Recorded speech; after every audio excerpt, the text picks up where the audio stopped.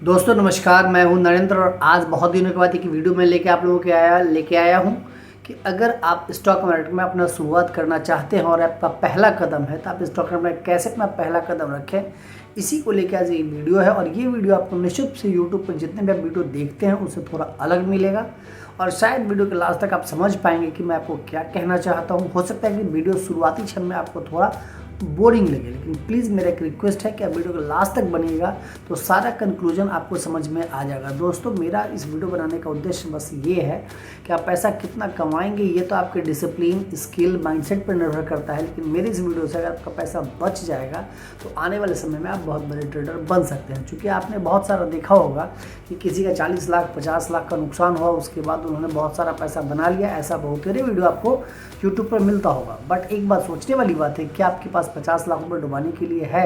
अगर नहीं है, आपके पास 1 लाख है, तो फिर आपका तो कल आप सीख भी गए। आपके पास पैसा नहीं है तो आप नहीं कर पाएंगे। तो इसीलिए वीडियो क्लास तक बने रहिएगा। अब आते हैं टॉपिक पे। देखिए है क्या इसमें कि अगर मान लीजिए कि आप स्टॉक मार्केट शुरू करना है तो क्या क्या तरीका हो सकता है।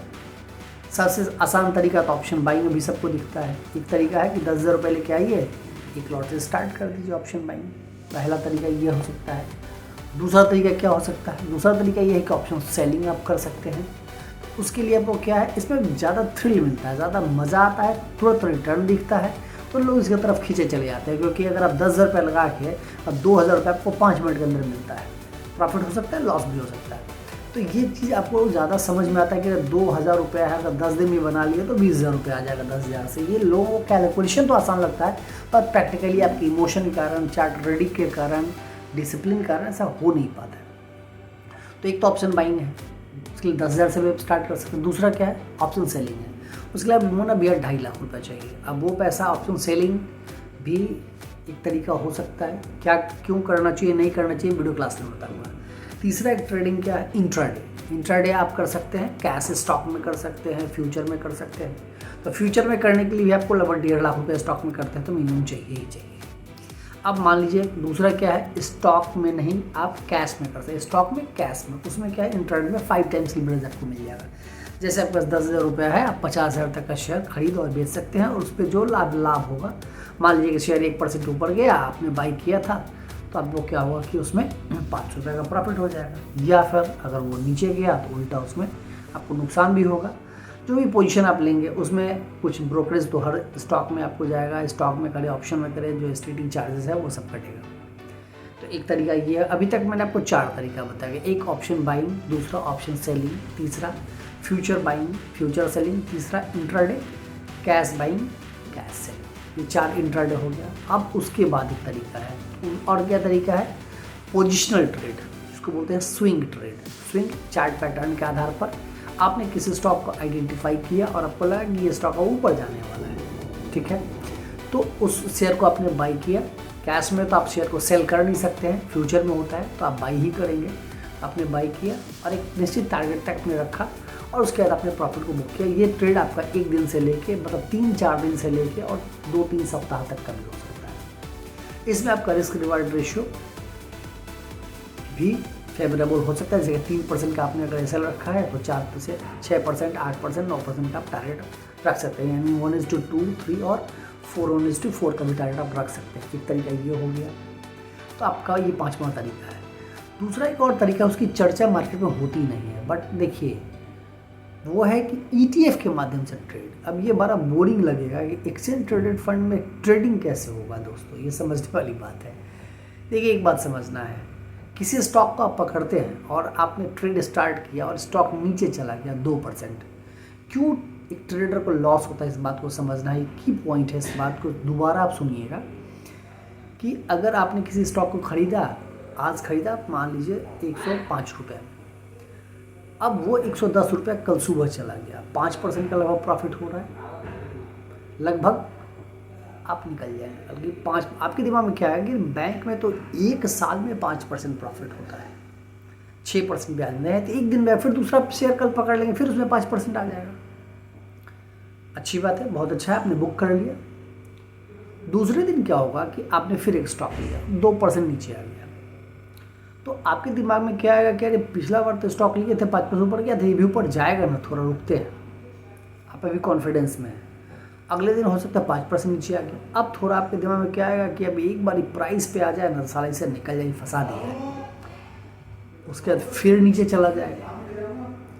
अब क्या होगा कि अब आप फंस गए, अब 10% नीचे चला गया। अब आप उस ट्रेड को क्या करेंगे, होल्डिंग में कन्वर्ट कर देंगे कि चलो इसको रखते हैं, कभी तो बढ़ेगा ना।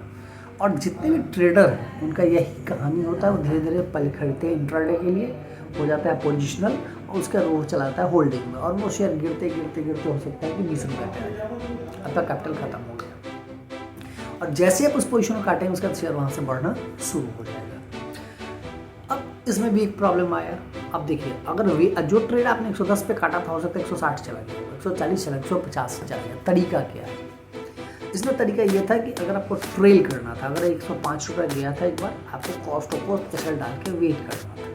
लेकिन इसमें भी एक तुक्का प्रॉब्लम ये है कि अगले दिन अगर गैप डाउन हो जाए तो आप क्या करेंगे, है ना? कहानी तो है ये प्रॉब्लम। ETF में क्या है? देखिए, ETF का मतलब ये है एक्सचेंज ट्रेडेड फंड, यानी अगर आप निफ्टी ETF लेते हो तो निफ्टी का जो 50 शेयर है ना, उसका एक जो भी वेटेज है उसके आधार पर वो ETF है। यानी निफ्टी अगर 1% गिरा है तो वो भी 1% गिरेगा ETF आपका, और निफ्टी अगर 1% बढ़ा है तो वो भी 1% बढ़ेगा। अब जो नया ट्रेडर का प्रॉब्लम क्या होता है कि घटते हुए शेयर को एवरेज करते हैं। ध्यान समझिएगा इस बात को, ध्यान से। अगर कोई स्टॉक गिर रहा है उसको क्या करते हैं, एवरेज कर देते हैं, ठीक, और गिर दिया और एवरेज कर दिया, लास्ट में सब जाके गिर दिया। अगर आप ETF में लेते हैं, और मान लीजिए चार्ट, आज सोचिएगा ध्यान से, पिछले 1 साल से अभी तक निफ्टी कोई रिटर्न नहीं दिया है, बट इस बीच में निफ्टी 10% नीचे भी गया है, और अभी जिस प्राइस पर वहाँ गया है। अगर इसमें आप गिरते हुए बाजार में एवरेज भी किए हुए होते ETF में, तो आज आप प्रॉफिट में निकल गए। तो मैंने वीडियो के स्टार्ट में क्या बोला था कि मेरा पहला उद्देश्य है कि आप तो पैसा क्या कमाएंगे ये आप जानेंगे, मेरा काम है एक ऐसा सेटअप बताना जिससे आपको नुकसान हो। अब ये कितने इन्वेस्ट कैसे ट्रेड किया जाए, उसके लिए आप क्या क्या तरीका हो सकता है, क्योंकि बहुत सारा तरीका है, लेकिन जो भी है मैं वीडियो में मेरा है, इस पर जाके देख लीजिएगा आप। जैसे कि एक 44 EMA का है, 20 SMA का है, 50 SMA का है। तो ये जो भी सेटअप है, टाइम फ्रेम अलग अलग है, आप लोग बोलेंगे मैं वीडियो बना दूंगा, उसको फॉलो करिए। एग्जिट रूल व्यू के लिए किसी सिंपल मूविंग एवरेज को बनाइए, और उसके आधार पर जब जब मार्केट वहाँ है आप इन्वेस्ट करिए, और ऊपर जाए तो बेच के निकल जाए। अगर आप ट्रेडिंग करना चाहते हो तो इसका फ़ायदा क्या होगा, आपको प्रॉफिट बहुत ज़्यादा नहीं होगा पहली बात, लेकिन क्या होगा कि धीरे धीरे, देखिए ट्रेडिंग एक माइंडसेट का गेम है, तो धीरे धीरे आपका क्या होगा कि आपका माइंडसेट ट्रेड करते करते ऑब्जर्वेशन आपका स्ट्रांग हो जाएगा, और आपका पैसा भी मिल जाएगा। मान लीजिए आज आपने 10,000 रुपये से इन्वेस्टमेंट ट्रेडिंग शुरू किया, आप ऑप्शन ट्रेड करते हैं तो 10,000 का लॉस हो गया, लेकिन 10,000 लॉस क्या एक बार में होता नहीं होता, कभी 2,000 का प्रॉफिट भी दिखा के हो जाता। अब आपके दिमाग में क्लिक किया कि 2,000 प्रॉफिट मुझे हुआ था, यानी मेरी गलती से पैसा गया है, मैं 10,000 कहीं से लेके आता हूँ और फिर मैं ट्रेड शुरू करता हूँ। उसमें क्या होता है, भूल के धीरे धीरे जानते हैं ऑप्शन बाइंग में कब पैसा 10-20 लाख चला जाता है, लोगों को पता ही नहीं चलता, एक बार में थोड़ी जाता है, धीरे धीरे जाता है। और लोग लालच में कि अब सुधर जाएगा, अब ठीक हो जाएगा, अब ठीक हो जाएगा, इस होप में बैठे रहते हैं।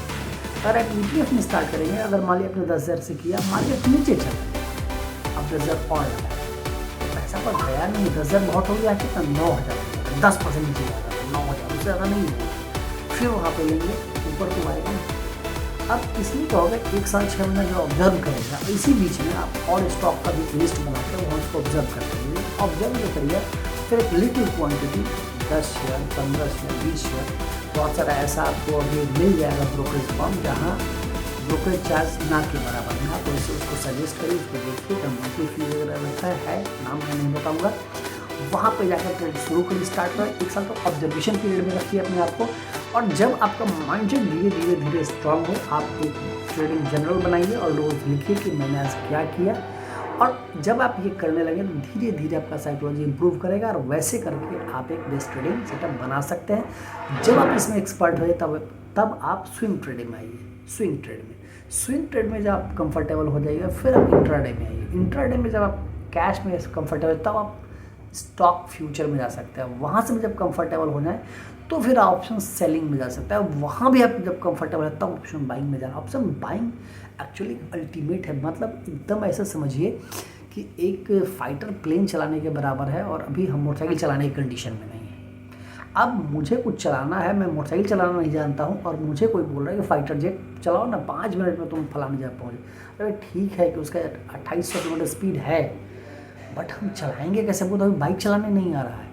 तो इसीलिए मेरा कहना था कि अभी जो मैंने आज वीडियो बनाया है उसको आप ध्यान से समझिएगा और आप लोग कमेंट में ज़रूर बताइएगा कि आपको ये वीडियो कैसा लगा। और जैसे 6 महीने के बाद ये वीडियो बनाया है क्योंकि मेरे बेटे का एक्सीडेंट हो गया था, अभी हम लोग दिल्ली में उसके इलाज के लिए हैं, तो वहीं से रूम से आपको मैं बना रहा हूँ। सेटअप मेरे पास भी बहुत ज़्यादा नहीं, मतलब थोड़ा थोड़ा मैं ट्रेडिंग मैंने पुनः स्टार्ट किया है। तो ये एक इन्फॉर्मेशन था, आप लोगों को कैसा इन्फॉर्मेशन लगा? अगर इन्फॉर्मेशन लगे कि थोड़ा भी काम का है तो मैक्सिमम दोस्तों में इसको शेयर करिएगा और चैनल को लाइक सब्सक्राइब भी करिएगा। और अगर हो सके तो मेरे बेटे के लिए ठीक होने के लिए कमेंट में दुआ भी ज़रूर मांगिएगा। मिलते हैं फिर अगले वीडियो में, थैंक यू वेरी मच।